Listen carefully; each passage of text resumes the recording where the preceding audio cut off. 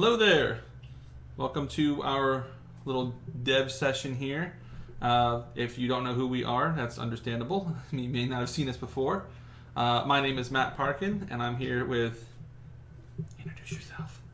Graham. Thanks, Matt. I'm Graham Cook. I am I think we've got this right, I'm the lead designer stroke developer, and Matt is the all-encompassing second lead, I would say, and main modeler and programmer. So we wanted to give you guys a quick little kind of behind the scenes of how we do stuff at Dev Bros. Rich, our programmer, cannot be with us today. He's a man of many talents and is very busy, but we wanted to give you a little look behind the scenes as we were working here today on the game. We're working on what we're calling the Explorer's Manual, or his little guidebook kind of thing, so that while you're playing the demo, which I know you're looking forward to soon, while you're playing the demo, you'll be able to press a button on the keyboard and bring up this little guide of here's what all the buttons do, here's what everything is, so that you can quickly look things up and can get back to the action sort of thing. So while we were discussing that, Graham had an idea. He said, let's just record it and show people kind of behind the scenes of this is a part of game dev, is coming up with the ideas, literally sketching them out. I got my Wacom here. We're going to sketch out some ideas and figure out what information is pertinent to you, the player, where should it go on the screen, and you'll get to see a little bit of the behind the scenes of what we're working on. So. Yep. We'll have a mixture of this. Is kind of I'd say we're probably at the brainstorming stage. So Matt is driving. So if you see the mouse moving, it's not me. Okay. There's no third hand. So I've got Photoshop open, and I've got my Wacom, and if you're interested, I am using an Intuos Wacom, so there we go. So I'll be using this to just kind of hand free draw some notes into Photoshop here. We're going to figure out the overall flow, and then you'll see a little bit of the project. Pardon the mess, under construction. Things are very messy inside of Unity right now, but we're going to get things organized for you, and it's going to run great.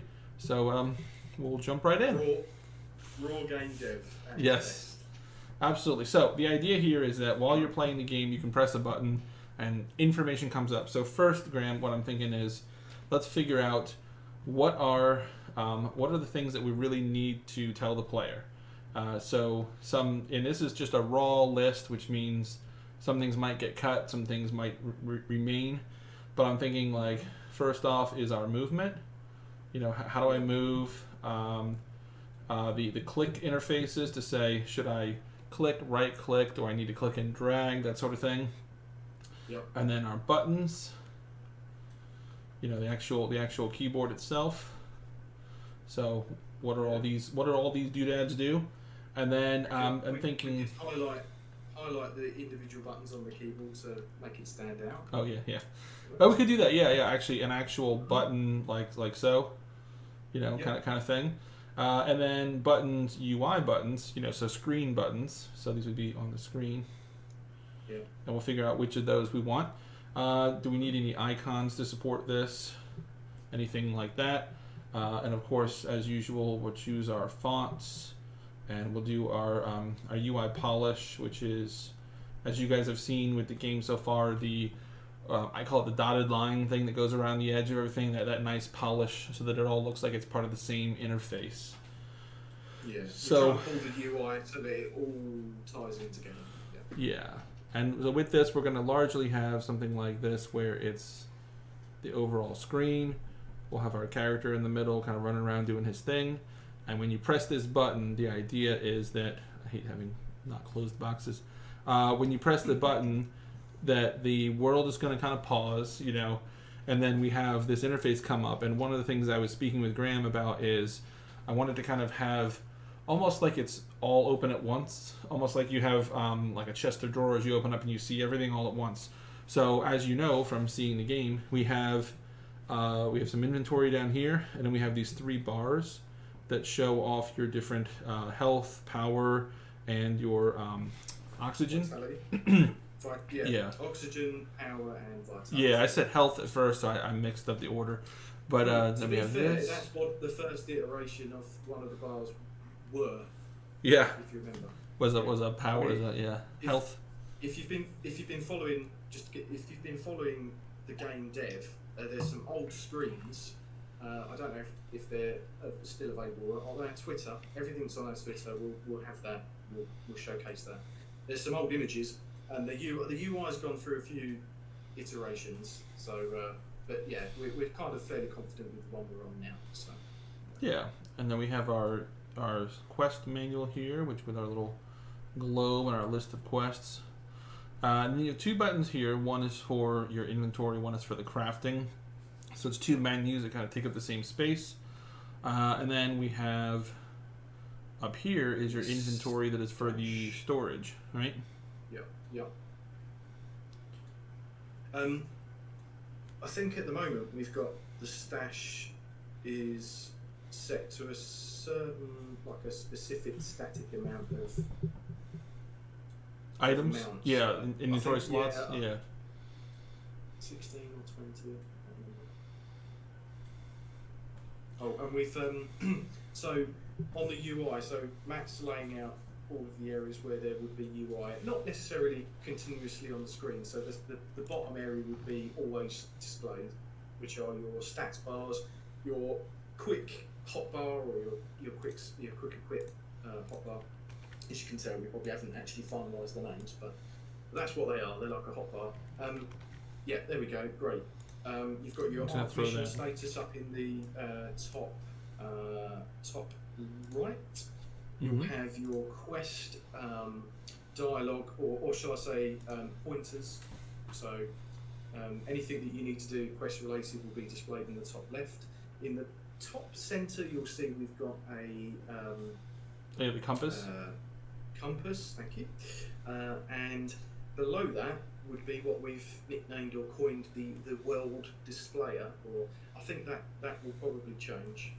It essentially just displays anything that you've interacted with, you picked up, just anything non-quest related. It's object related that the player essentially interacts with. So yeah. And these are our equipment is right here. Yep, that's right. So again, just to recap, we're trying to sort of tie it all together so that for the demo purposes, leading into the full game, but for the demo, you'll press one key and you'll bring up, like an image. We decided on an image a few weeks back that essentially holds all of the quick information that you need. So instead of trying to build together some amazing sort of animated book and things like that, which is actually something Matt came up with. We could have like an actual manual that folds that opens pages as you go through it. I thought, well, actually, if we want people just to kind of jump in, play the game, I need a recap on what button does what. You just press a button, and this quick one sheet, shall I call it, the one sheet, the one sheet is plenty. Will pop up on screen, and you'll be able to see exactly what button does what it's related to, what impact it has. Yeah, and the idea here is sort of like when you're in an airplane and you have that little fold-out thing that's like, here's everything you need to know in one little, one little quick little thing. Now, I don't know if it's going to be possible to have it be fully one image because there's just so much stuff, and as I'm seeing here, things are in the way. Like there's too little space here between our inventory and the vitality bar, so it'd be nice to have maybe do it in like 2 or 3 passes. So the manual might end up being a few pages, but we'll make it clear that when it comes up on the screen, there'll be like a button kind of thing to say go back and forth between the pages of this thing to show you all of the information you need. And some of it's pretty static information, like your status up here is pretty self-explanatory. The compass, pretty self-explanatory. But knowing, where to locate your quests, how to get to this, how does this thing pop up, because right now when you see this, there's only a button to close it, but how does it come up, so that's this button here, which is going to be renamed and moved, and, we have a button for it as well. So, so this is kind of the brainstorming session for that kind of thing. Yeah, and I mean, we thought we'd cover this off because, surprisingly, although this is more of a design phase, and as you can see, you can say that we're probably beyond prototyping. We are nearing our demo, but as you can see, I found that none of this sort of stuff is ever really covered. So at least you kind of get an idea of how we're processing it in our brains, and then we're just visualizing it. And like Matt said, we may have some buttons, we may have a couple of sheets that you can get to, but we're not gonna create like some fandangled thing at the moment. But we'll eventually manipulate what we create now into something that will be a bit more fully functional, and it will have a load of pizzazz. And so I think the first step is what are all the things that we want to tell people about. So here's all the stuff here, but then all of those things that we were just seeing on the other screen, like here. So maybe I can make these notes here, and we can see we've got the journal, we have inventory, and we also want to do crafting. And those are menus, but we want to make sure that we cover how to get to that. Mm-hmm. We have, this is our equipment, so we want to cover that. Pardon me while I write at an angle. Then the OPV, as we call it, the oxygen, power, and vitality. So I'll put OPV. Yeah. Appropriately named. And so we have the journal, but then along with the journal is our active quest up here. So we'll put quest. And we can do the compass and the status. So let's add those here. And some things are permanently on the screen, so I think we'll eventually probably, I don't know if you agree, but there'll probably be some sort of, there's quite a keen thing now to be able to hide the UI. Mm-hmm. So there'll probably be a functionality where you can essentially play the game and hide the UI, but then choose to show it if you need to. So well, you bring up an interesting point, is maybe we want to break down all this information into the different categories that we need. So maybe one category could be, I guess we could call it constant. So what is the UI that is constantly there? And then we could have the UI that is on demand, so you can bring it up and it goes away. And then is there any UI that is, what's the term for, it's not on demand, like you can't cause it to show up, but it will show up when it's needed and go away. So for instance, the UI for when I pick up an item in the world and it has the little prompt to say you picked up 2 crystals, it shows for a moment and it goes away. Could say hybrid, maybe. Or I got it. Temporary.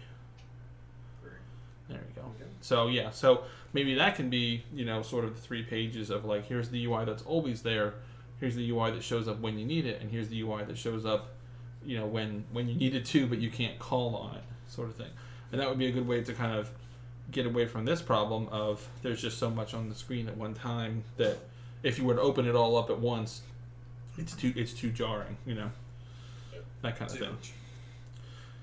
So then the other question becomes, with things like the inventory and crafting, these both take the same space, but you press a different button and it replaces this content. So do we have this sort of thing but doubled?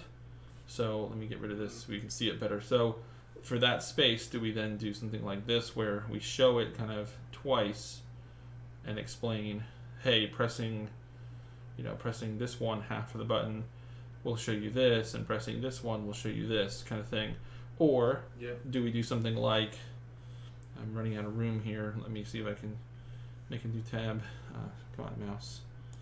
Make a new tab and I'll hide this. So, or what I'm thinking is instead, if we do like a large, too large for the screen, bigger than my britches. Here we go. Try to use the little the thing to my advantage. So normally we would show it in the corner, but maybe instead, if we have a paged format, we could show something more like this and this, and explain that here's my top and left menu. Yeah. So we just explain when this one is pressed, this is what you'll see, and when this one is pressed, this is what you'll see, and have a title and then maybe some descriptive text down here.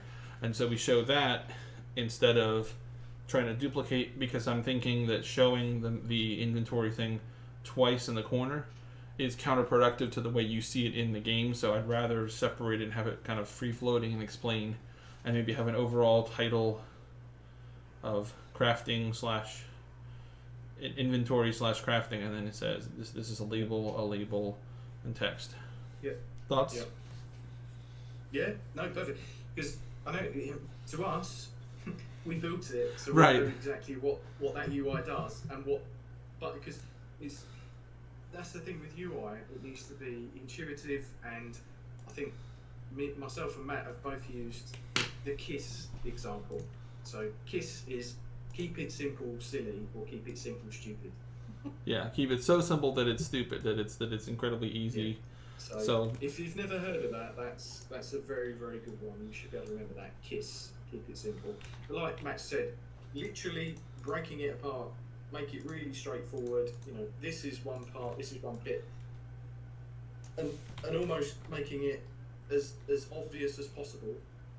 Because you'd be surprised. There's a lot of people out there that would look at that and go. I mean, we try to make it intuitive so you can see there's people get quite click happy, don't they, with the mouse. So they're going to be clicking on the screen. They're going to be going, oh, what does that do?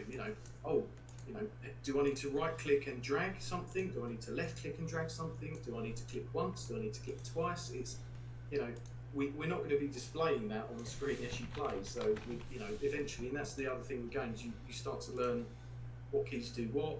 Are they in a comfortable position? Where does it lay for your fingers to reach to? Things like that. So we've had to think about that as well.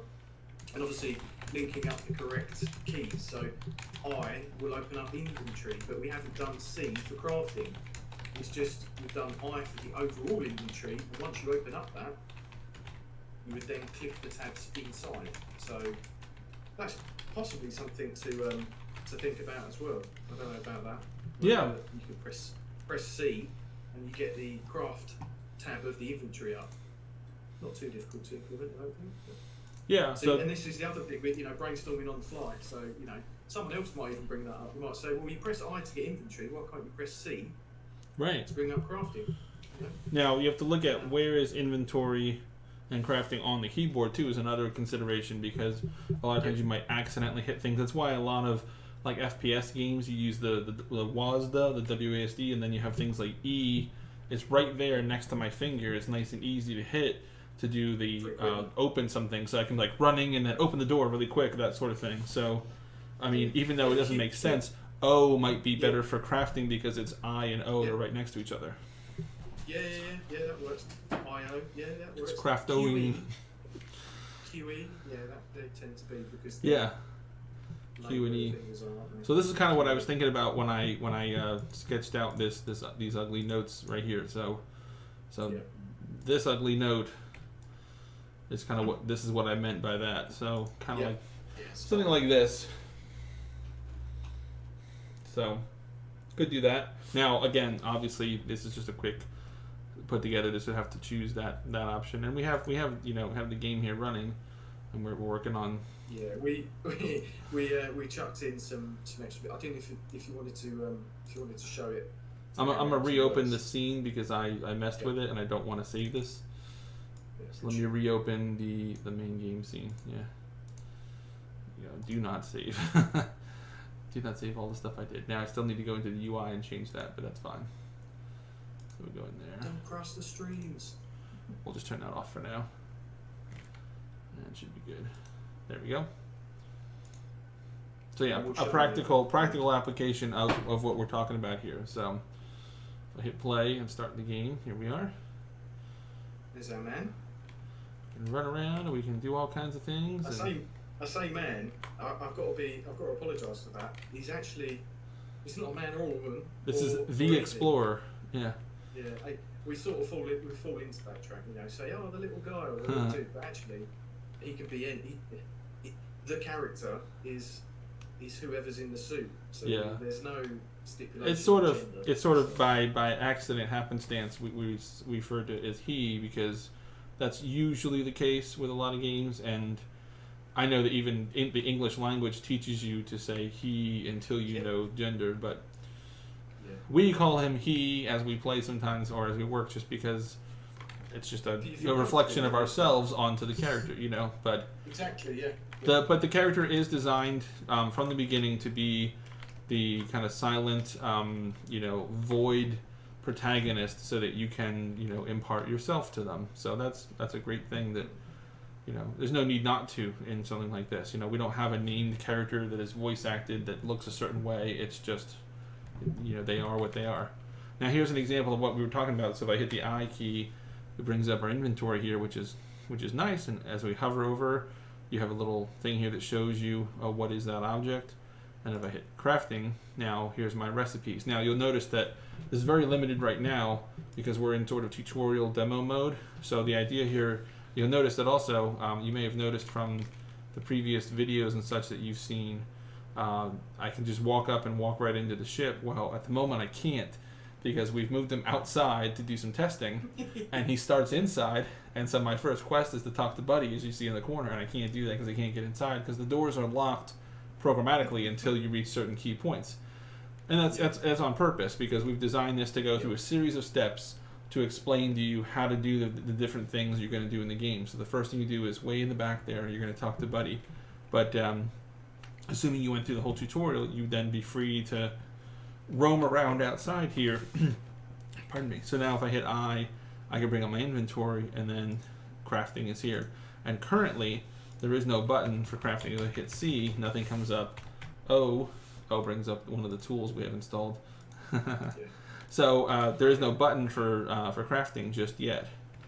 But we have other menus like this one, where we can see the planet we're on, what are our quests, what quests have we done, that sort of thing. So as I was talking about earlier, having all of this on the screen is a little bit too much. So maybe we have it in sections. So maybe the inventory crafting is one section, the journal is another section, and we could have that just be like this, and so on and so forth. So that's what we're trying to figure out here today.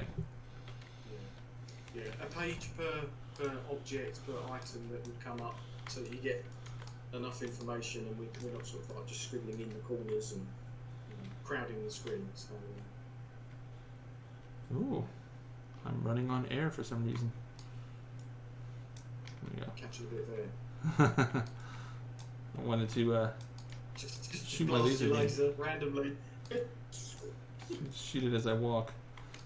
So, I mean, okay. So, if you've not seen this before, Vast is it's a silent protagonist, RPG-esque. It's inventory management. There'll be, as you get it, quests. There will be story. It's difficult to try and outlay any more than that without giving away things.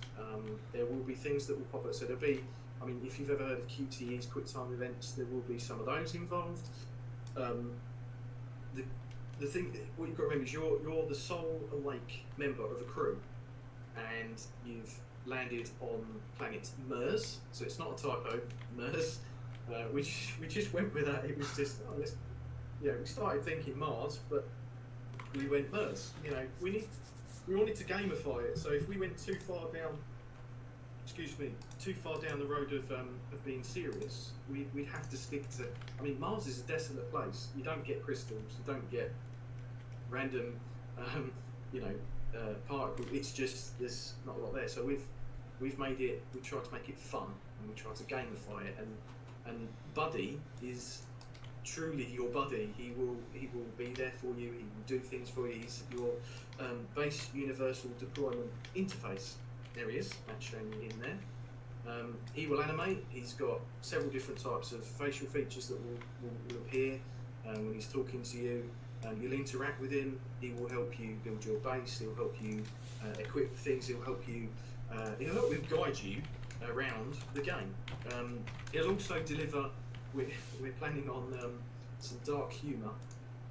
So whether or not that be Matt's American dark humour or my British dark humour, maybe a mixture of the two, we'll be applying some of that humour into some of the bits that he'll deliver to you. So the idea is he'll speak to you audibly, and you'll get text prompts as well. And he'll feed you snippets of news and topical things that happen back on Earth. But we can't really say too much because we could end up, as I truly always do, giving away too much. Yeah, we want you guys to have fun and explore and experience it without giving too much away. But there are a couple twists and turns, and there's some things that you won't expect and some things that you might. And I do think that overall, Graham and I have worked really hard on creating an experience that is both familiar and also unfamiliar. You want to have this planet and you want to have these little things you can do, but we wanted to have a fun little game that your little spaceman game. I just want to bomb around on an alien planet and do fun stuff, but then I want little sense of danger. Huh? 3 pillars. Yes. 3 pillars. So we did. So one of the things that we did early on that I think is brilliant is we came up with our 3 pillars, and these are the 3 sort of unbreakable rules for Vast. So if it's going in the game, it has to fit under one of our 3 pillars, which you can see on the website as well. But the pillars are to explore, discover, and survive. So if you are not doing one of those 3 things as a part of the thing, then it really doesn't belong, because we want it to maintain those 3 things as sort of gospel, and say that when you're out in the world and you're doing things, and if you run into alien robots for whatever reason, right? Then that's going to be probably survive, because they might attack you. Not in the game. They're not in the game currently, as of this recording. But that's going to be either, do they give you some sort of research to do? Do they attack you? They have to do something that would fall under one of those 3 pillars, and that helps to create that sense of harmonizing of all of the elements. So everything is, the reason that you craft items is, you're running out of oxygen and power and vitality all the time. So you need to refill those things to survive. So that's under the survive category. You're going to do a lot of crafting of items. I'll keep this vague on purpose. Crafting of items that will aid in celestial and planetary study. And so those items are definitely into the explore and discover. So you're going to have to use science to uncover formulas, recipes, whatever, to continue to follow your mission. You're going to get mission objectives. And there's a couple of, I think, some pretty good sci-fi twists that you're going to run into, and you're going to be like, wow, this just turned everything on its head. But it's so much fun, and it's more engaging now, and now I need to completely change what I was doing. There'll be a tech tree, so I think Rich, again, who hasn't been able to join us, unfortunately, this was a bit of a spur of the moment thing. Rich, we've kind of pinned it on the idea that, if you've ever played RimWorld has a vast tech tree, so that can be popped up at the bottom of the screen, and it will show you what you need to do to get to where, what you need to research, etc., what it will unlock. And we've got that all built in. You look at the screen and you can't see the stuff, the mechanisms and all the code that's gone into the back end of this. You'll be able to research one object, but that one object will then lead to being able to research another object. Oops. Yeah. Press the wrong button there. We were just discussing pressing the wrong button on the key does certain things. Well, for example, you'll be able to call in what we've coined is the foundation, and this foundation is your main area. As you can see, it was all fully for testing. You'll be able to build a base. So this will be your forward operating base. You'll be able to build your research stations. So each station will research a certain thing. You'll be able to probably, I think the idea is we're going for different iterations of research stations. So we'll have like version 1 of a research station will do a certain amount of research.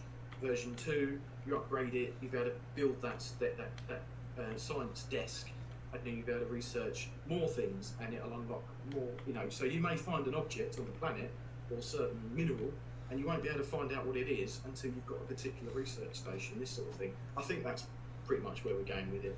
Yeah. But we've got that built in. We've got all of that functionality built in. Yep.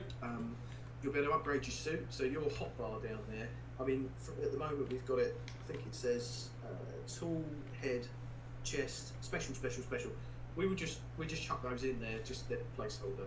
So essentially they'll change to be, presumably, tool will stay. So you've got a multi-tool that you use. You probably saw a little bit of when Matt fired this blue laser.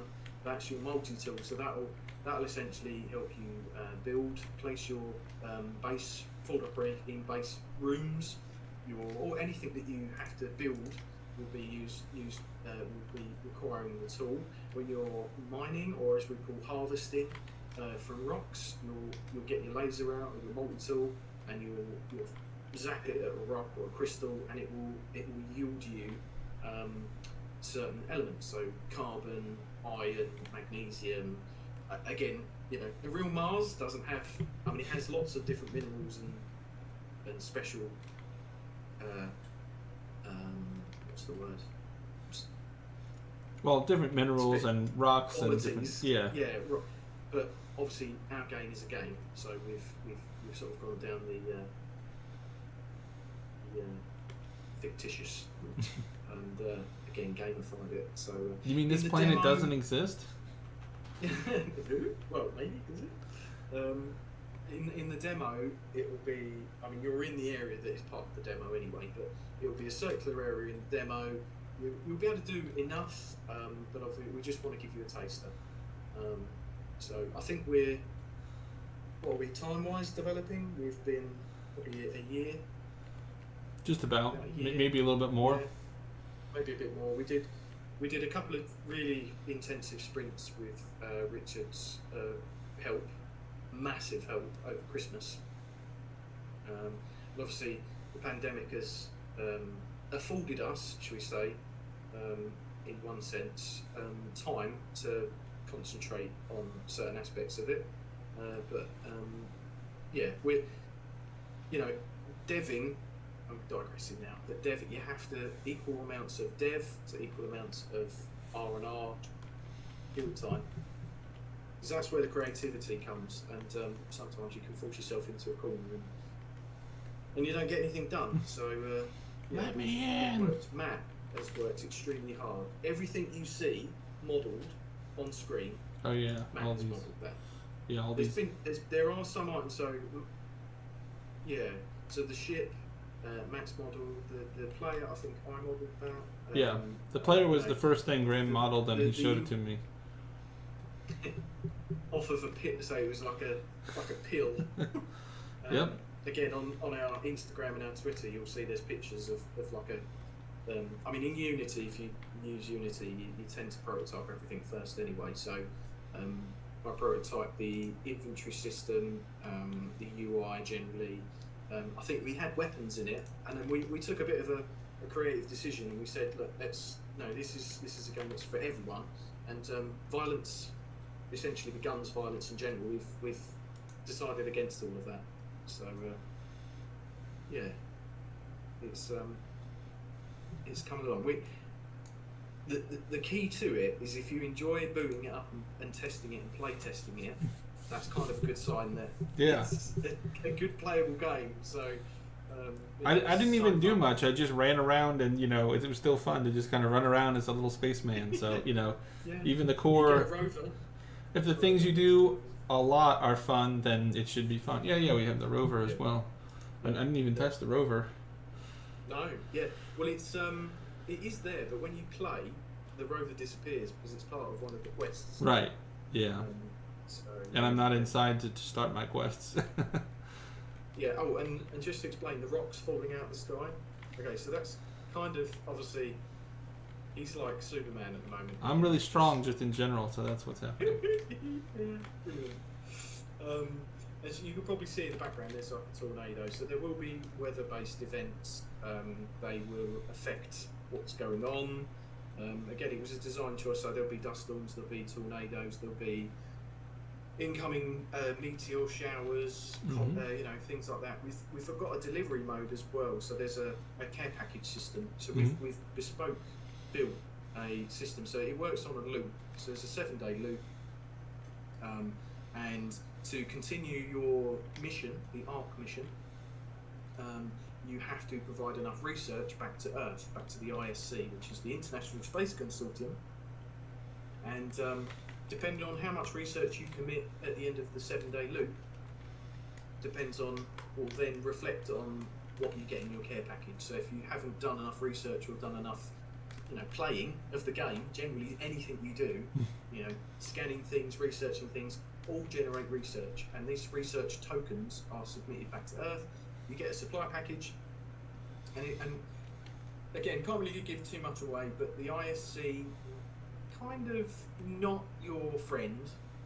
They're your employer, and really they kind of, they're pulling the strings. You haven't really got a lot of choice because you're there on your own. So if you don't submit enough tokens, enough research, they may withhold some supplies, make it maybe a bit more. That's the difficulty as well. Make it a bit difficult for you to continue your mission. Hence, you then maybe need to go out and do a bit of your own, work, shall we say?